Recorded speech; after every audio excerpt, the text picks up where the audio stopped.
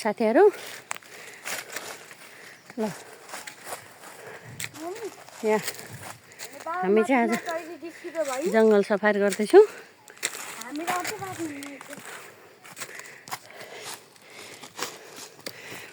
मेरो छोरा चाहिँ तराईमा जन्मिएर काठमाडौँमा बसेर आज तराईमा ल्याएर के जे गराए पनि चिन्ता गर्नु पर्दैन। त्यता होइन यता सजिलो बाटो हिँड, सजिलो बाटो यता हिँड। त धेर किन होला गरेको?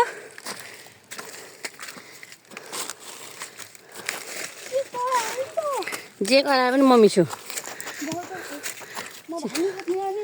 केही गर्नु पर्दैन, केही आउँदैन।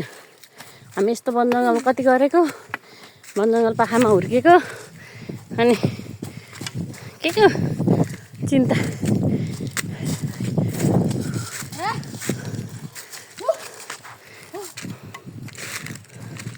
स्याउ खाने भए भन, स्याउ खाएपछि पारो आउँछ नि त। स्याउ धोएर ठेका पारिदिने एउटा भन न।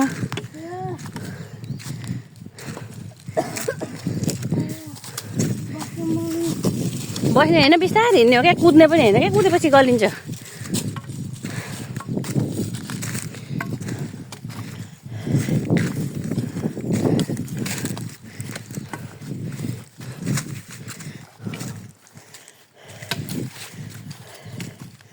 यात्रा रहेछ जिन्दगी।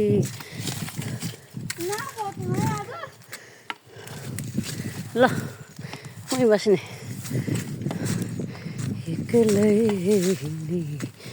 रहेछु, यात्रा रहेछ जिन्दगी।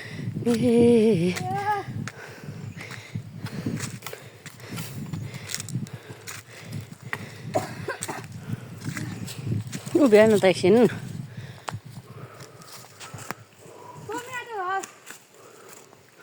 हो यो धमिराको घर, धमिरो धमिराको देल धमिराले आफ्नो